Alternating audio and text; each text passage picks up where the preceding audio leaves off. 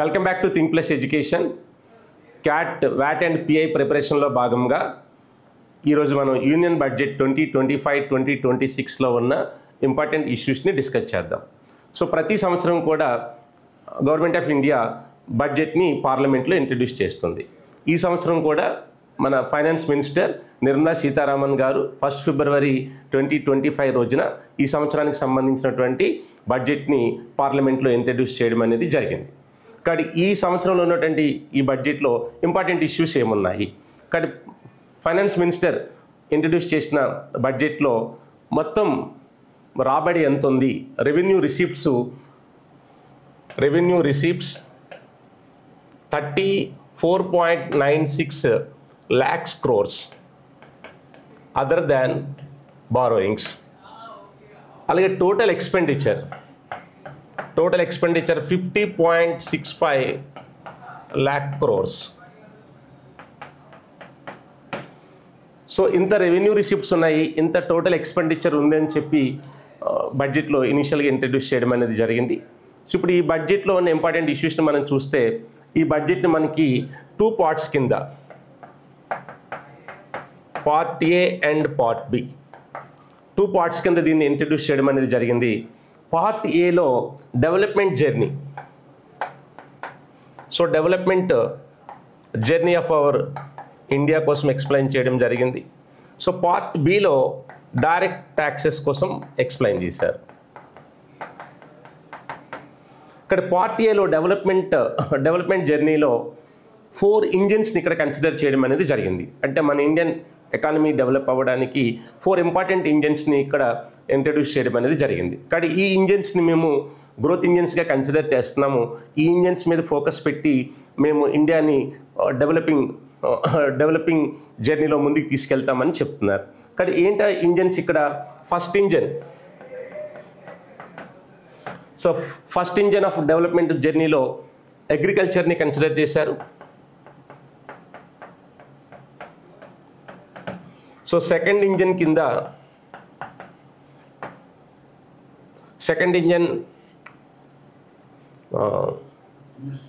ఎంఎస్ఎంఈస్ని, micro small medium ఎంటర్ప్రైజెస్ని second engine కింద consider చేయడం జరిగింది. సో థర్డ్ ఇంజిన్ కింద ఇన్వెస్ట్మెంట్స్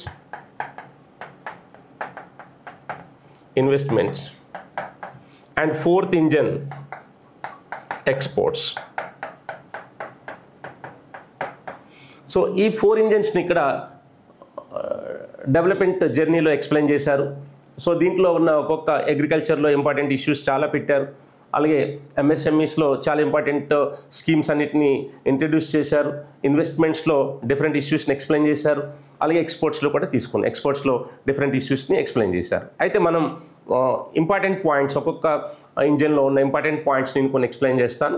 సో ఫైనల్గా నేను ఒక సోర్స్ కూడా మీకు అందిస్తాను. ఆ సోర్స్ మీరు తీసుకొని ఎంటైర్ ఈ ఇంజిన్స్ని మీరు అర్థం చేసుకోవచ్చు. సో పార్ట్ బిలో డైరెక్ట్ ట్యాక్సెస్ కోసం ఎక్స్ప్లెయిన్ చేశారు. ఇప్పుడు ఒక్కొక్క పార్ట్ కోసం అర్థం చేసుకుందాం. డెవలప్మెంట్ ఇంజిన్స్లో భాగంగా agriculture as the first engine of development, అగ్రికల్చర్ని ఫస్ట్ ఇంజిన్ ఆఫ్ డెవలప్మెంట్ కింద ఈ బడ్జెట్లో కన్సిడర్ చేయడం అనేది జరిగింది. అయితే జనరల్గా ఇండియన్ ఎకానమీలో అగ్రికల్చర్ని ప్రైమరీ సెక్టార్ కింద కన్సిడర్ చేయడం అనేది జరుగుతుంది. కాబట్టి మనకి అగ్రికల్చర్, ఫిషరీస్, మైనింగ్, జనరల్లీ ఈ యాక్టివిటీస్ అన్నిటినీ ఇండియన్ ఎకానమీలో ప్రైమరీ సెక్టార్ అని అంటాం అన్నమాట. కానీ భారతదేశము మనం ప్రధానంగా వ్యవసాయక దేశం అని మాట్లాడతాం. అగ్రికల్చర్ మీద మనం హైలీ డిపెండ్ అవ్వడం అనేది జరిగి ఉంది. కాబట్టి ఈ బడ్జెట్లో అగ్రికల్చర్ని ఫస్ట్ ఇంజిన్ ఆఫ్ డెవలప్మెంట్ కింద కన్సిడర్ చేశారు. ఈ ఇంజిన్లో భాగంగా ఈ అగ్రికల్చర్ని ఎన్హాన్స్ చేయడానికి డిఫరెంట్ ఇనిషియేటివ్స్ని ఇక్కడ లాంచ్ చేయడం అనేది జరిగింది. కాబట్టి మొదటిది prime minister DDKY, so prime minister Dhan ధాన్య కృషి యోజన. ఈ ప్రైమ్ మినిస్టర్ ధన్ ధాన్య కృషి యోజనలో భాగంగా మనకు ఒక డెవలపింగ్ అగ్రి డిస్ట్రిక్ట్స్ ప్రోగ్రామ్ అనే ఒక ప్రోగ్రామ్ని ఈ ధన్ ధాన్య కృషి యోజనలో భాగంగా లాంచ్ చేశారు. సో దీని యొక్క ప్రధాన ఉద్దేశం ఏంటి అంటే, దేశంలో స్టేట్ గవర్నమెంట్స్తో, గవర్నమెంట్ ఆఫ్ ఇండియా స్టేట్ గవర్నమెంట్స్తో అసోసియేషన్ అయ్యి ఆ స్టేట్ గవర్నమెంట్ సహకారంతో దేశంలో మొత్తంగా ఇనీషియల్గా ఫేజ్ 1 కింద ఒక 100 డిస్ట్రిక్ట్స్ని సెలెక్ట్ చేసి ఈ 100 డిస్ట్రిక్ట్స్లో ఎక్కడైతే లో ప్రొడక్టివిటీ ఉంటుందో ఆ లో ప్రొడక్టివిటీ ఉన్నటువంటి డిస్ట్రిక్ట్స్ని సెలెక్ట్ చేసి అక్కడ ఈ డిఏడిపి ప్రోగ్రామ్ని ఒకటి ఇంట్రడ్యూస్ చేసి ఆ ప్రాంతాల్లో ముందు అక్కడ ప్రొడక్టివిటీని పెంచడం, ఆ ప్రాంతాల్లో ఒక డిస్ట్రిక్ట్, ఒక ఇంపార్టెంట్ డిస్ట్రిక్ట్, అగ్రికల్చర్ డిస్ట్రిక్ట్ కింద దాన్ని ఎన్హాన్స్ చేసే విధంగా ఈ ధనధాన్య కృషి యోజన అనే ఒక స్కీమ్ని దీంట్లో లాంచ్ చేయడం అనేది జరిగింది. సో ఈ స్కీమ్లో భాగంగానే building rural prosperity and resilience. కాబట్టి మనకి రూరల్ ఇండియా ఏదైతే ఉందో, సో ప్రధానంగా రూరల్ ఇండియా ఎక్కువగా అగ్రికల్చర్ మీద డిపెండ్ అయి ఉంది. కానీ అగ్రికల్చర్ సెక్టార్లో చాలామంది రూరల్ యూత్ అనే వాళ్ళు పనిచేస్తున్నారు. కానీ రూరల్ యూత్ జనరల్గా ప్రాపర్ ట్రైనింగ్ రాకపోవడం వల్ల అన్స్కిల్డ్గా వాళ్ళ అగ్రికల్చర్ సెక్టార్లో వాళ్ళు పనిచేయడం అనేది జరుగుతుంది. కాబట్టి దీంట్లో భాగంగా రూరల్ యూత్కి అది కూడా 100 డిస్ట్రిక్ట్స్ ఏవైతే సెలెక్ట్ చేస్తున్నారో ఆ 100 డిస్ట్రిక్ట్స్లో మొదటిగా రూరల్ యూత్కి స్కిల్ ట్రైనింగ్ అందించడం, కాబట్టి స్కిల్ డెవలప్మెంట్ చేయడం, అగ్రికల్చర్లో ప్రధానంగా స్కిల్ డెవలప్మెంట్ చేయడం. ఏ విధంగా స్కిల్ డెవలప్మెంట్ చేయడం, టెక్నాలజీ ఏ విధంగా ఉపయోగించాలి, టెక్నాలజీని ఉపయోగించడం, అలాగే మెకనైజ్డ్ అగ్రికల్చర్ ఏ విధంగా చేయాలి.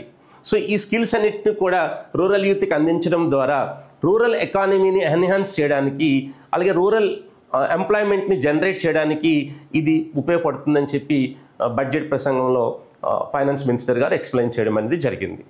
సో అలాగే నెక్స్ట్ వన్ మనకి ఆత్మనిర్భరత ఇన్ పల్సెస్. ఇక్కడ ఈ పల్సెస్కి సంబంధించి ఈరోజు పల్సెస్ యొక్క ప్రొడక్షన్ పెంచుతున్నారు. ఈరోజు పీపుల్ అందరూ కూడా పల్సెస్ యొక్క ఇంపార్టెన్స్ని తెలుసుకుంటున్నారు. కాబట్టి ప్రధానంగా ఏవైతే ఈ ఒక 6 years మిషన్ అనేది ఈ పల్సెస్ని డెవలప్ చేయడానికి లాంచ్ చేయడం అనేది జరిగింది. సో దాన్ని మనం ఆత్మనిర్భరత ఇన్ పల్సెస్ అంటాం, in association with the state governments. ఇక్కడ సెంట్రల్ గవర్నమెంట్, స్టేట్ గవర్నమెంట్ అసోసియేషన్తో ఒక 6 years ఆత్మనిర్భరత ఇన్ పల్సెస్ అనే ఒక మిషన్ని ఇక్కడ స్టార్ట్ చేయడం అనేది జరిగింది. సో దీంట్లో ప్రధానంగా tur, urad and masoor. So mainly focusing on these 3 pulses, tur, urad and masoor. ఈ పల్సెస్ మీద ప్రధానంగా ఇప్పుడు ఫోకస్ పెట్టి ఆత్మనిర్భరత ఇన్ పల్సెస్ని ఒక మిషన్ని డెవలప్ చేసి ఈ పల్సెస్ మీద ఇనిషియల్గా ఫోకస్ పెడతామని చెప్పారు. వీటి యొక్క ప్రొడక్టివిటీని పెంచడం, ప్రాసెసింగ్ని పెంచడం, అందరికీ మార్కెటింగ్ యాక్టివిటీస్ని పెంచి ఈ పల్సెస్ని అందరికీ అందేటట్టుగా చేయడానికి, అలాగే ఇండియాలో ఎక్కువ ప్రొడక్షన్ ఉండేటట్టుగా చేయడానికి ఆత్మనిర్భరత ఇన్ పల్సెస్ అనే ఒక ఇనిషియేటివ్ని కూడా ఈ ఫస్ట్ ఇంజన్లో లాంచ్ చేయడం అనేది జరిగింది. సో అలాగే next one comprehensive programme for vegetables and fruits. కానీ ఈరోజు మనకి ఇంపార్టెన్స్ తెలుసు, ప్రతి ఒక్కరు కూడా హెల్త్ కాన్సర్న్లో భాగంగా ఈరోజు వెజిటబుల్స్ అండ్ ఫ్రూట్స్ యొక్క వినియోగం డే బై డే పెరుగుతుంది. కాబట్టి అందరికీ అందుబాటులోకి తీసుకురావడానికి వీలుగా కానీ ఈ ఫస్ట్ ఇంజన్లో భాగంగా వెజిటబుల్స్ అండ్ ఫ్రూట్స్ యొక్క ప్రొడక్షన్ పెంచాలి, వీటి ప్రొడక్షన్ని ఇంక్రీజ్ చేయాలి ఇండియాలో. దాన్ని ఎఫెక్టివ్గా ప్రాసెసింగ్ చేయాలి, ఎఫెక్టివ్గా ప్రాసెసింగ్ చేసి సప్లై జరగాలి. సప్లై జరిగి ఫార్మర్స్ ఎవరైతే వెజిటబుల్స్ అండ్ ఫ్రూట్స్ ఫార్మర్స్ ఎవరైతే ఉన్నారో వాళ్ళకి మినిమం ప్రైస్ అనేది, సపోర్టివ్ ప్రైస్ అనేది ఎంఎస్పి వాళ్ళకి అందించి ఫార్మర్స్ని, వెజిటబుల్స్ అండ్ ఫ్రూట్స్ ఫార్మర్స్ ఎవరైతే ఉన్నారో వాళ్ళని ప్రొడక్షన్ పెంచి వాళ్ళకి లాభం వచ్చేటట్టుగా ఒక ఇనిషియేటివ్ కూడా దీంట్లో తీసుకోవడం అనేది జరిగింది. సో అలాగే మఖానా బోర్డ్ ఇన్ బీహార్. కానీ ఈ మఖానా బోర్డ్ ఇన్ బీహార్ ఒకటి, ఇది చాలా ఇంపార్టెంట్ బోర్డ్ని బీహార్కి ఇవ్వడం అనేది జరిగింది. కాబట్టి మఖానా బోర్డ్ అనేది మనం ఫాక్స్ నట్స్ అంటాం. ఇక మఖానానే మనం ఫాక్స్ నట్స్ అని పిలుస్తాం. ఈ ఫాక్స్ నట్స్లో మనకి ప్రధానంగా రిచ్ ప్రోటీన్ ఉంటుంది, రిచ్ ప్రోటీన్ మనకు అందుతుంది. కాబట్టి ప్రోటీన్ యొక్క ఇంపార్టెన్స్ మనకు తెలుసు.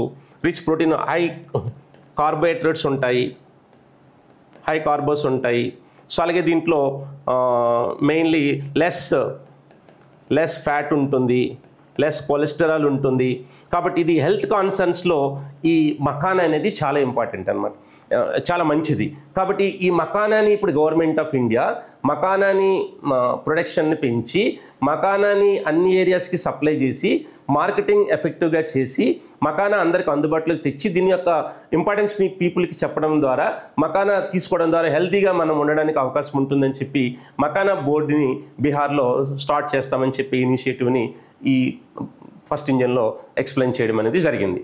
అలాగే national mission on high yielding seeds. కాబట్టి ఈరోజు మనకి కొత్త కొత్త సీడ్స్ని ఈరోజు మన యొక్క సైంటిస్టులు ఫైండ్ అవుట్ చేయడం అనేది జరుగుతుంది. అయితే సీడ్కి ప్రధానంగా ఫార్మర్కి ఏం కావాలి, ఫార్మర్ ఎక్కువ దిగుబడిని ఆలోచిస్తాడు.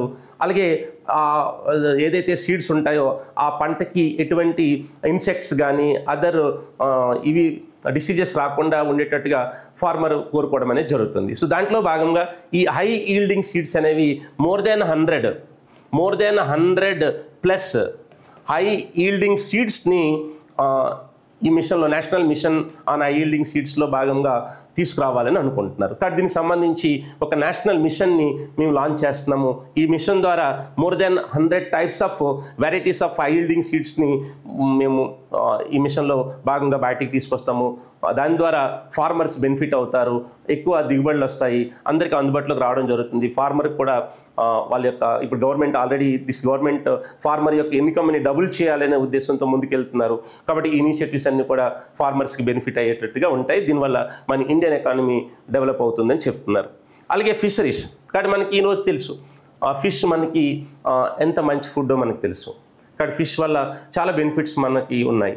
కాబట్టి ఈ ఫిషరీస్ని కూడా ఫిష్ యాక్టివిటీస్ని కూడా పెంచడం ద్వారా ఫిష్ ఇండస్ట్రీస్ని డెవలప్ చేయడం ద్వారా దీంట్లో రీసెర్చ్ అండ్ డెవలప్మెంట్ని ఇంప్లిమెంట్ చేసి కాబట్టి ఫిషరీస్ని కూడా ఆల్ ఓవర్ ఇండియా డెవలప్ చేయాలనే ఉద్దేశంతో ఫిషరీస్ని కూడా ఒక ఇనిషియేటివ్ని ఈ ఫస్ట్ ఇంజన్లో తీసుకోవడం అనేది జరిగింది.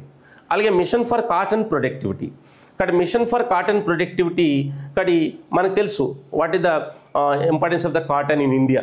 ఇక్కడ ఇండియాలో మనం కాటన్ ఇంపార్టెన్స్ మనకు తెలుసు. కాబట్టి ఈ కాటన్ని హై ప్రొడక్టివిటీ తీసుకురావడానికి వీలుగా ఒక 5-year మిషన్ని ఈ బడ్జెట్లో ఇంట్రడ్యూస్ చేశారు. ఏంటి ఆ మిషను? సో నేషనల్ కాటన్ మిషన్ని దీంట్లో లాంచ్ చేయడం అనేది జరిగింది. కాబట్టి బడ్జెట్లో మేము ఒక 5-year mission for cotton introduce చేస్తున్నాము. దీని ద్వారా కాటన్ ఎన్హాన్స్ చేయడం ద్వారా ఎక్స్పోర్ట్స్ని ఇంక్రీజ్ చేయడానికి అవకాశం ఉంటుందని చెప్తున్నారు. అలాగే మనకి enhanced credit card through KCC అంటే కిసాన్ క్రెడిట్ కార్డ్స్ అంటాం. కాబట్టి ఈ కిసాన్ క్రెడిట్ కార్డ్స్ అనేవి ఫార్మర్కి చేతిలో డబ్బులు ఉండవు. కాబట్టి నెక్స్ట్ పంట వేయాలంటే సీడ్ దగ్గర నుంచి మళ్ళీ అతనికి డబ్బులు చేతిలో ఉండాలి. కాబట్టి అతనికి హెల్ప్ చేయడానికి వీలుగా ఇంతకుముందు కిసాన్ క్రెడిట్ కార్డ్ అనే స్కీమ్ ద్వారా 3 లక్షల రూపాయలు 3 lakhs వరకు కూడా వాళ్ళకి లోను అందించే పరిస్థితి ఉండేది. బట్ ఇప్పుడు 3 lakhsని 5 lakhs రూపీస్కి ఈ బడ్జెట్లో ఇంట్రడ్యూస్ చేశారు. కాబట్టి కిసాన్ క్రెడిట్ కార్డ్స్ ద్వారా ఫార్మర్స్కి 5 lakhs రూపీస్ అందించడం ద్వారా అతనికి పెట్టుబడి అందుబాటులోకి వచ్చి అతను వ్యవసాయాన్ని చేసి మనకి ప్రొడక్టివిటీ తీసుకురావడానికి అవకాశం ఉంటుందని చెప్పి ఈ enhanced credit card through Kisan credit card scheme కూడా ఈ బడ్జెట్లో ఇంట్రడ్యూస్ చేసి దాన్ని ఎన్హాన్స్ చేసి 3 lakhs నుంచి 5 lakhs రూపీస్కి ఎన్హాన్స్ చేయడం అనేది జరిగింది. అలాగే యూరియా ప్లాంట్ ఇన్ అస్సాం, కాబట్టి దట్ మనకి యూరియా ఎంత ఇంపార్టెన్సో మనకు తెలుసు. కాబట్టి మనం ప్యాడీ పండాలన్నా అదర్ పంటలు ఏవైనా పండాలన్నా తప్పకుండా యూరియా యొక్క ఇంపార్టెన్స్ అనేది మనకు చాలా ఎక్కువగా ఉంది. కాబట్టి యూరియా సరైన టైంలో ఫార్మర్స్కి అందక చాలా ప్రాంతాల్లో పంటలు అనుకున్న దిగుబడి రావట్లేదు, పంటలు నష్టపోతున్నారు. కాబట్టి యూరియాని సప్లై ఈజీగా ఉండేటట్టుగా చేయడానికి ఉన్న డిమాండ్కి తగ్గట్టుగా సప్లై ఫాస్ట్గా చేయడానికి అస్సాంలో కొత్తగా ఒక యూరియా ప్లాంట్ కూడా ఎస్టాబ్లిష్ చేస్తామని చెప్పి ఈ బడ్జెట్లో అనౌన్స్ చేయడం అనేది జరిగింది. కాబట్టి దీంట్లో భాగంగా agriculture as the first engine of development తీసుకున్నారు. కాబట్టి దీంట్లో ఈ ఇనిషియేటివ్స్ అన్ని తీసుకొని అగ్రికల్చర్ సెక్టార్ని ముందుకు తీసుకెళ్ళి ఇండియన్ ఎకానమీలో అగ్రికల్చర్ని ఫస్ట్ ఇంజిన్గా ఈ బడ్జెట్లో మేము కన్సిడర్ చేస్తున్నామని చెప్పి నిర్మలా సీతారామన్ గారు ఎక్స్ప్లెయిన్ చేశారు.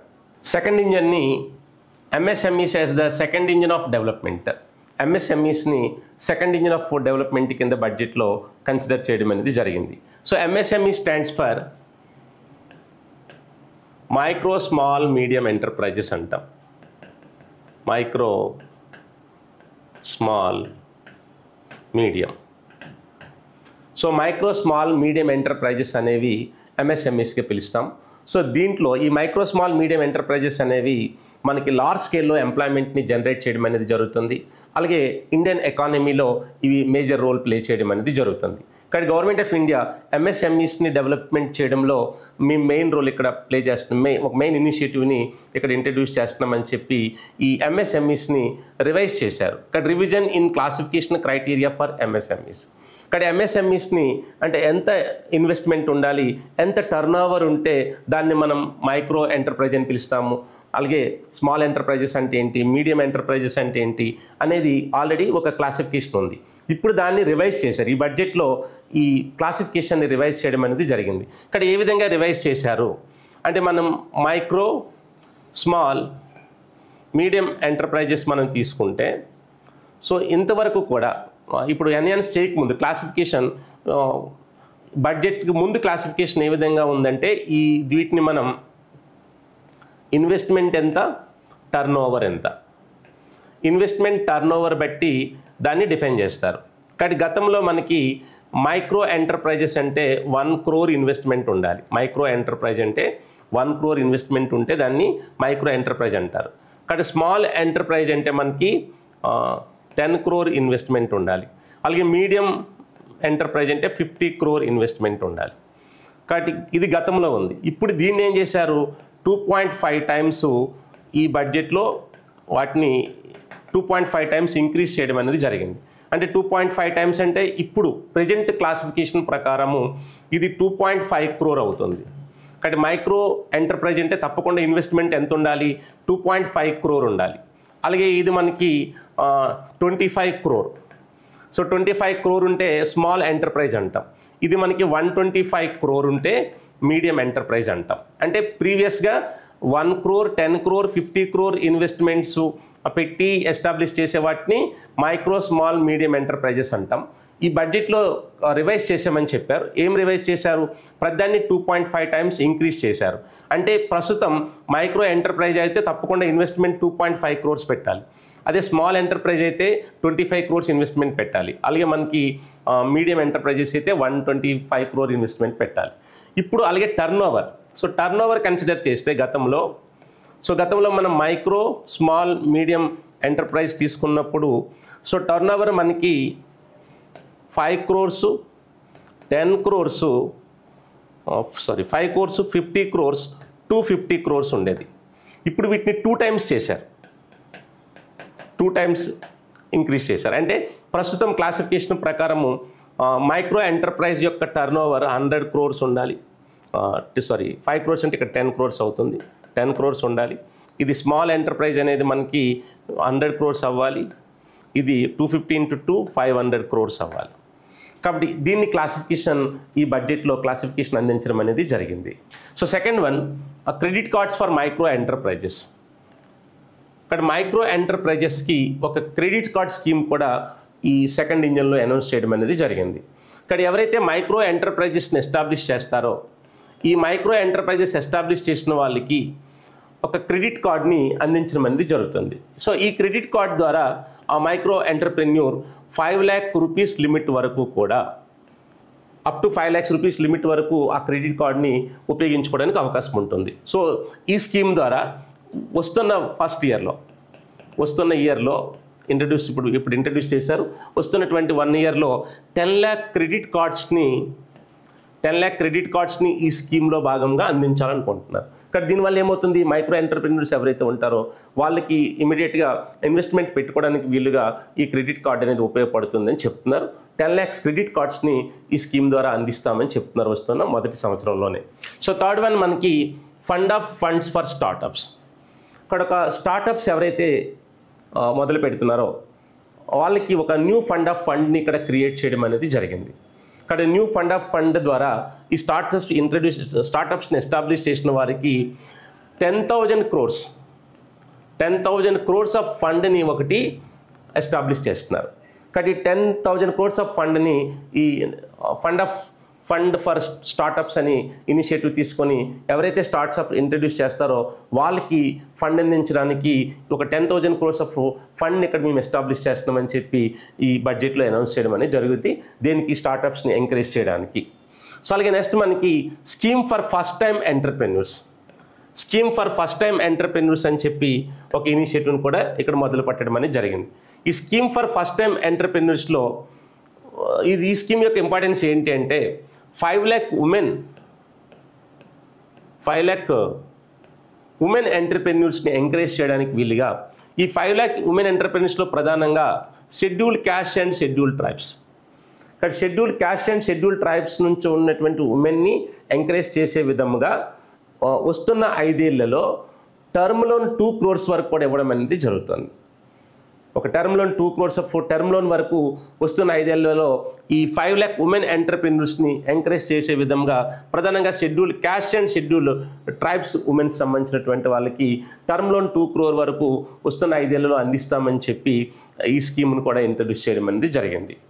సో నెక్స్ట్ వన్ మనకి focus product scheme for footwear and leather sectors.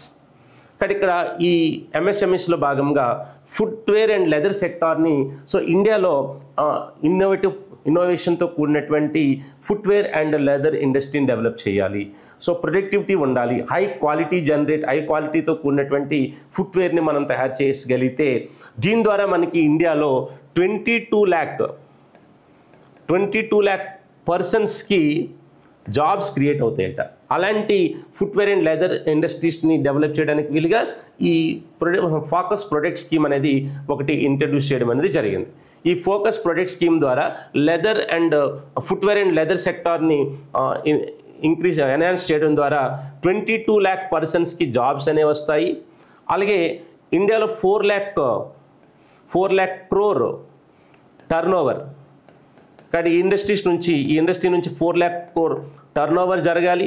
అలాగే 1.1 lakh crore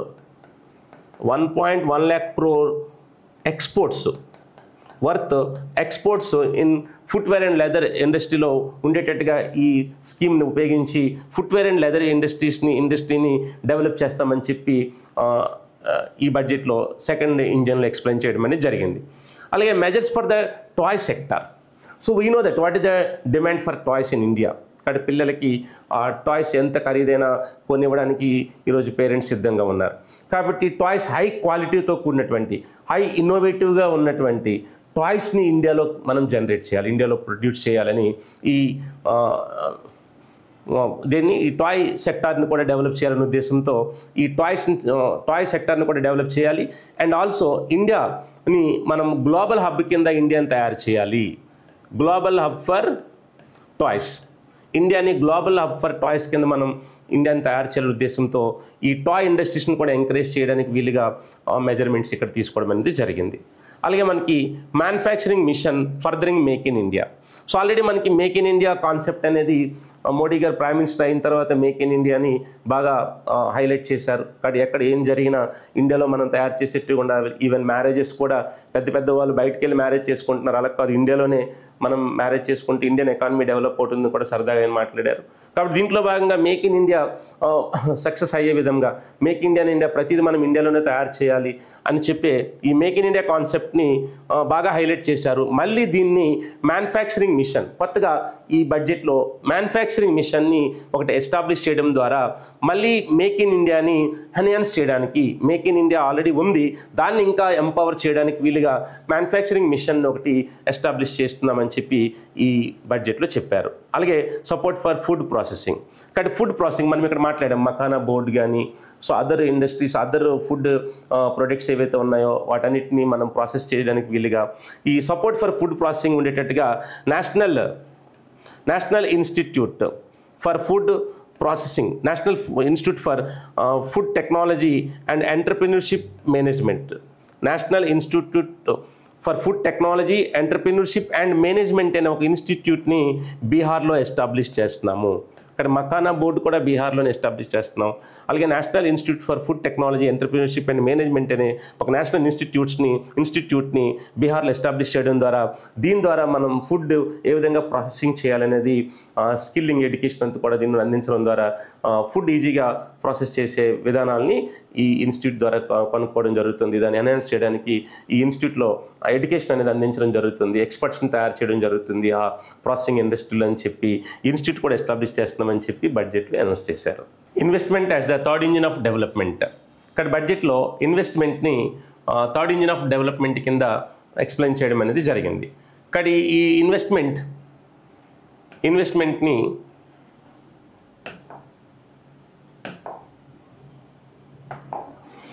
సో ఇన్వెస్ట్మెంట్ని ఇక్కడ 3 టైప్స్గా ఇక్కడ క్లాసిఫై చేశారు.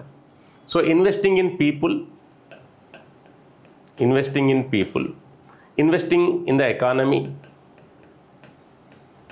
and investing in the innovation.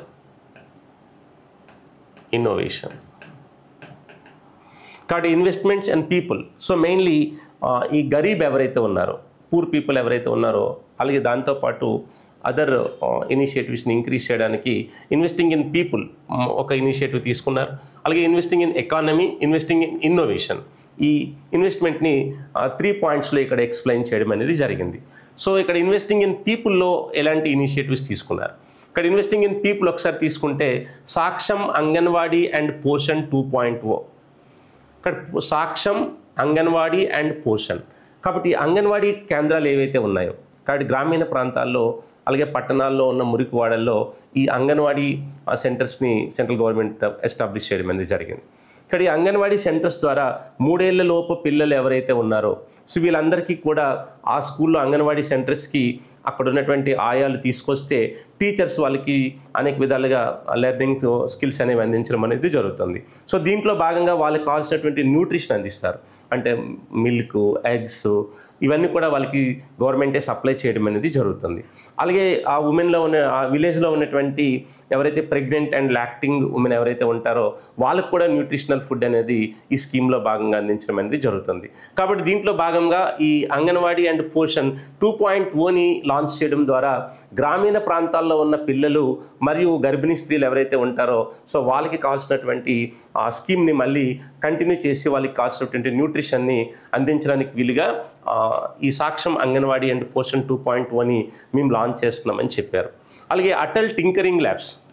కాబట్టి ఈ సైన్స్ ఎడ్యుకేషన్ గ్రామీణ ప్రాంతాల్లో ఉన్నటువంటి స్కూల్స్లో ప్రధానంగా ఈ ఎడ్యుకేషన్ని ఇంక్రీజ్ చేయడానికి 50,000 స్కూల్స్లో ఈ అటల్ టింకరింగ్ ల్యాబ్స్ అనేవి ఎస్టాబ్లిష్ చేస్తామని చెప్పారు. సో దీని ద్వారా గ్రామీణ ప్రాంతాల్లో ఉన్న టాలెంట్ని బయటికి తీసుకురావడానికి ఈ అటల్ టింకరింగ్ ల్యాబ్స్ అనేవి ఉపయోగపడడం అనేది జరుగుతుంది. అలాగే broadband connectivity to government secondary schools and public health centres. కాబట్టి మనకి ఎక్కడైతే మనకి broadband connectivity to government secondary schools, ఇక్కడ గవర్నమెంట్ స్కూల్స్లోన అలాగే పిఎస్సిస్ అంటే ప్రైమరీ హెల్త్ సెంటర్స్ అంటాం. కాబట్టి ప్రైమరీ హెల్త్ సెంటర్స్లోన గవర్నమెంట్ స్కూల్స్లోన ప్రైమరీ హెల్త్ సెంటర్స్లో బ్రాడ్బ్యాండ్ కనెక్టివిటీని అందించాలి. ఇక్కడ బ్రాడ్బ్యాండ్ కనెక్టివిటీని అందించడం ద్వారా మనకి ఇప్పుడు ఆల్రెడీ స్పెషల్ పర్పస్ వెహికల్ అనేది ఒకటి భారత్ బ్రాడ్బ్యాండ్ నెట్వర్క్ లిమిటెడ్ ఇక్కడ స్పెషల్ పర్పస్ వెహికల్ అనేది భారత్ బ్రాడ్బ్యాండ్ నెట్వర్క్ లిమిటెడ్లో భాగంగా సో మనకి ఇక్కడ భారత్ నెట్ ప్రాజెక్ట్ ద్వారా భారత్ నెట్ అనే ఒక ప్రాజెక్ట్ని ఇనిషియేట్ చేసి ఈ ప్రాజెక్ట్ ద్వారా గ్రామీణ ప్రాంతాల్లో ఉన్న ప్రతి హౌస్ హోల్డ్కి కూడా 2 Mbps నుంచి 20 Mbps వరకు కూడా ఈ హై స్పీడ్ బ్రాడ్బ్యాండ్ కనెక్టివిటీ అందించాలి అని చెప్పి ఈ భారత్ నెట్ ప్రాజెక్టులో భాగంగా ఇనిషియేటివ్ తీసుకోవడం అనేది జరిగింది. సో దీనివల్ల గ్రామీణ ప్రాంతాలకు కూడా ఈ బ్రాడ్బ్యాండ్ అందుబాటులోకి రావడం ద్వారా వాళ్ళు కూడా టెక్నాలజీని ఉపయోగించుకోవడానికి అవకాశం ఉంటుంది అని చెప్పి, అంటే ప్రధానంగా ఈరోజు దీని ద్వారా గ్రామీణ ప్రాంతాల్లో మనకి గుడ్ గవర్నెన్స్ని అందించడానికి వీలుగా, అలాగే గుడ్ గవర్నెన్స్, ఈ గవర్నెన్స్ని అందించవచ్చు, ఈ హెల్త్, ఈ education, so electronic health, electronic education, electronic governance ఇవన్నీ అందించడానికి వీలుగా ఈ భారత్ నెట్ ప్రాజెక్ట్ని ఇంప్లిమెంట్ చేసి అన్ని గవర్నమెంట్ స్కూల్స్లోన అలాగే మనకి ప్రైమరీ హెల్త్ సెంటర్స్లో కూడా అక్కడ ఉన్నటువంటి ప్రతి గ్రామీణ ప్రాంతాలకు దగ్గరలో ప్రైమరీ హెల్త్ సెంటర్స్ ఉంటాయి. ఆ ప్రైమరీ హెల్త్ సెంటర్స్లో కూడా ఈ బ్రాడ్బ్యాండ్ కనెక్టివిటీని అందిస్తామని చెప్పి అనౌన్స్ చేయడం అనేది జరిగింది. అలాగే మనకి భారతీయ భాషా పుస్తక్ స్కీమ్. ఇక్కడ ఈ భారతీయ భాషా పుస్తక్ స్కీమ్ ద్వారా కాబట్టి మెయిన్ హడ్డీలు ఎక్కడొస్తుంది, మెయిన్ హడ్డీలు ఇంగ్లీష్ లాంగ్వేజ్ అనమాట. సో మెయిన్ హడ్డీలు మనకి ఇంగ్లీష్ లాంగ్వేజ్. కాబట్టి ప్రధానంగా ఈ ఏవైతే రాష్ట్రాల్లో వాళ్ళ యొక్క మదర్ టంగ్ ఉంటుంది. ఇక్కడ ఆ మదర్ టంగ్లో చదవడం అనేది ఈజీగా ఉంటుంది. బట్ ప్రతి ఒక్కరికి కూడా ఇంగ్లీష్ అనేది గ్రామీణ ప్రాంతాల్లో ఉన్న విద్యార్థులకు ప్రధానంగా ఇంగ్లీష్ అనేది ఒక పెద్ద బ్యారియర్ అవుతుంది. కాబట్టి దీన్ని సింప్లిఫై చేయడానికి వీలుగా ఎక్కడైతే మనకి ఈ ఇంగ్లీష్ కంటెంట్ ఏదైతే మనకుందో స్కూల్ అండ్ హైయర్ ఎడ్యుకేషన్ బుక్స్కి సంబంధించినటువంటి ఈ ఇంగ్లీష్ కంటెంట్ని ఆ రాష్ట్రం యొక్క రీజనల్ లాంగ్వేజ్లోకి కన్వర్ట్ చేయడం ద్వారా ఈజీగా ఒకవైపు పుస్తకం తీసిన వెంటనే ఒకవైపు మనకి ఇంగ్లీష్ ఉంటే దానికి ఈక్వలెంట్గా ఆ స్టేట్ యొక్క మదర్ టంగ్లో ఉండడం ద్వారా పిల్లలు ఈజీగా అర్థం చేసుకోవడానికి అవకాశం ఉంటుంది. దీని ద్వారా వాళ్ళు ఈజీగా కాన్సెప్ట్స్ అర్థం చేసుకుంటారని చెప్పి ఈ భారతీయ భాషా పుస్తక్ స్కీమ్ అనేది కూడా ఒకటి లాంచ్ చేయడం అనేది జరిగింది అని అనౌన్స్ చేశారు. అలాగే national centre of excellence for skilling, కాబట్టి మొత్తం 5 నేషనల్ సెంటర్స్ని ఎస్టాబ్లిష్ చేయాలనుకుంటున్నారు. ఇక్కడ ఈ 5 నేషనల్ సెంటర్స్ని స్కిల్ సెంటర్స్ అనమాట. 5 నేషనల్ స్కిల్ సెంటర్స్ని ఎస్టాబ్లిష్ చేయడం ద్వారా వరల్డ్ క్లాస్ స్కిల్లింగ్ని ట్రైనింగ్ అందించాలి.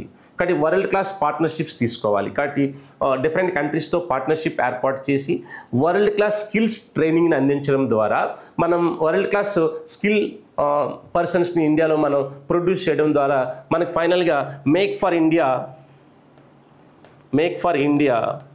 And make for the world,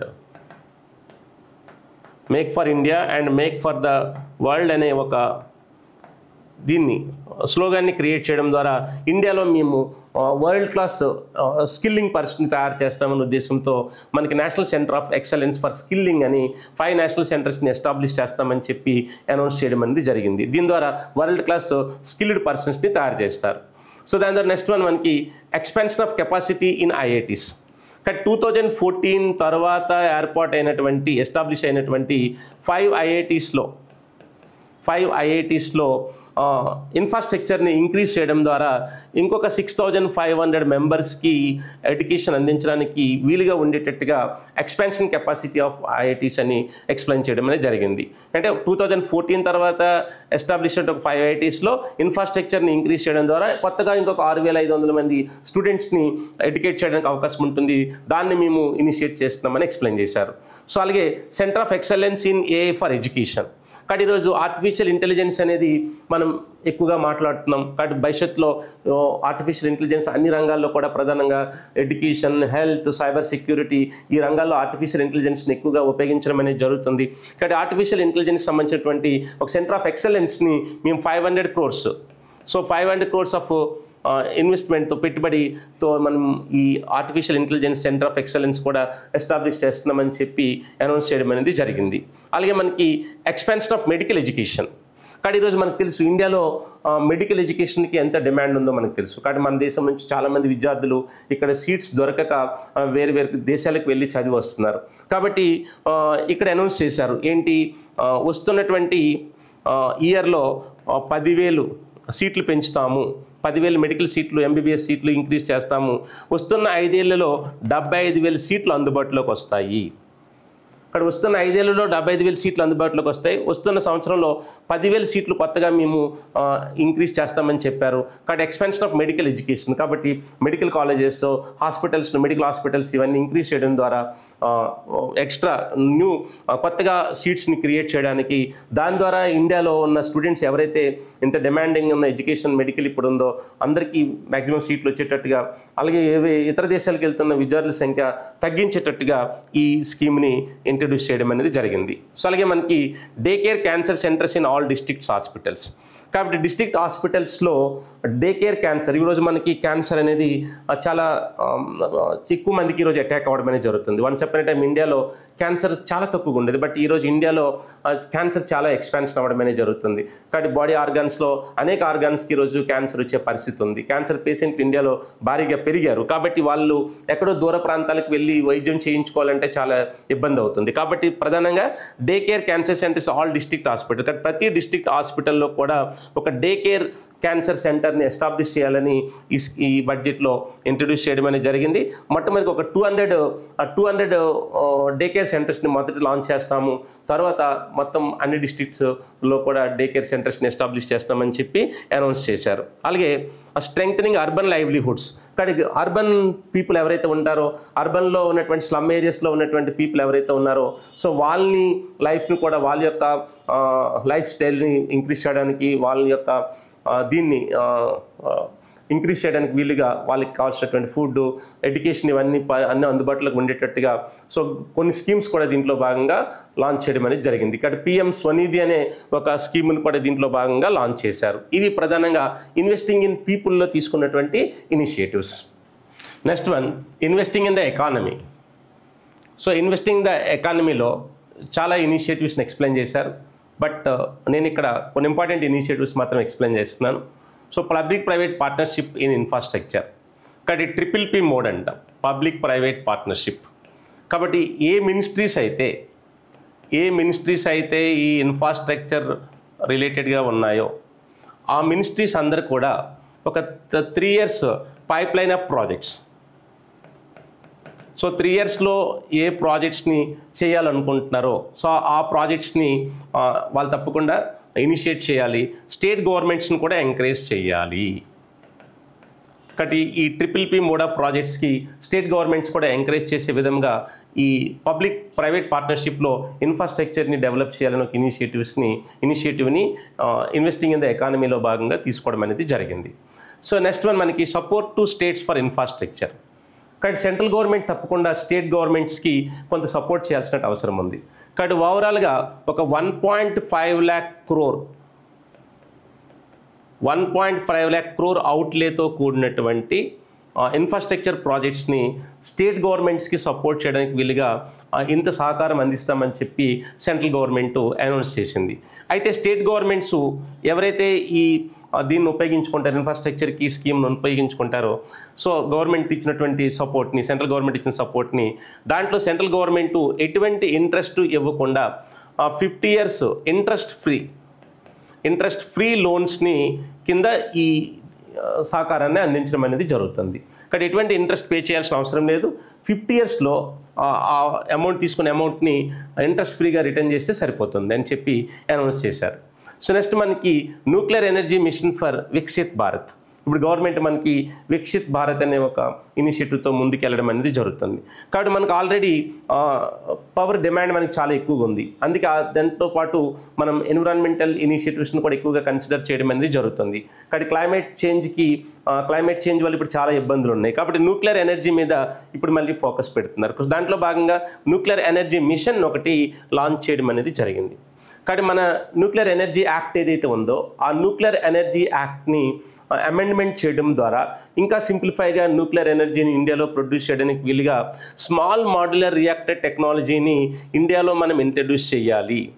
కాబట్టి దీని ద్వారా 20,000 crores బడ్జెట్ ఈ న్యూక్లియర్ ఎనర్జీ మిషన్కి కేటాయించడం ద్వారా ఈ స్మాల్ మాడ్యులర్ రియాక్టర్స్ని ఇండియాలో మనం 5 స్మాల్ మాడ్యులర్ రియాక్టర్స్ని బై 2033 కల్లా ఇండిజినస్గా డెవలప్ చేయాలి అని నిర్ణయించడం అనేది జరిగింది. కాబట్టి దీని ద్వారా న్యూక్లియర్ పవర్ని ఇండియాలో ఎక్కువగా డెవలప్ చేయడానికి అవకాశం ఉంటుందని చెప్పి స్మాల్ మాడ్యులర్ రియాక్టర్ టెక్నాలజీ కోసం ఇంట్రడ్యూస్ చేస్తామని చెప్పి మాట్లాడడం అనేది జరిగింది. అలాగే మ్యారిటైమ్ డెవలప్మెంట్ బోర్డ్. కానీ ఈ మ్యారిటైమ్ డెవలప్మెంట్ బోర్డ్ ఒకటి ఎస్టాబ్లిష్ చేసి బడ్జెట్ని కేటాయించడం ద్వారా ఇండియాలో మ్యారిటైమ్ డెవలప్మెంట్ అనేది జరగాలనే ఉద్దేశంతో ఈ ఇనిషియేటివ్ కూడా ఇక్కడ తీసుకోవడం అనేది జరిగింది. సో దీంతోపాటు అదర్ ఇనిషియేటివ్స్ కూడా ఉన్నాయి. కాబట్టి ఇన్వెస్టింగ్ ఇన్ ఎకానమీలో ప్రధానంగా ఈ ఇనిషియేటివ్స్తో పాటు అదర్ ఇనిషియేటివ్స్ కూడా ఎక్స్ప్లెయిన్ చేయడం అనేది జరిగింది. Third point investing in innovation. So investing in ఇన్నోవేషన్లో చాలా ఇనిషియేటివ్స్ని ఎక్స్ప్లెయిన్ చేశారు. నేను ఇక్కడ ఒక 3 ఇంపార్టెంట్ ఇనిషియేటివ్స్ని ఎక్స్ప్లెయిన్ చేస్తున్నాను. So first one research development and innovation. So already government of India ఇప్పుడు ఎక్కువగా ఇన్నోవేషన్కి ఎక్కువ ఇంపార్టెన్స్ ఇవ్వడం అనేది జరుగుతుంది.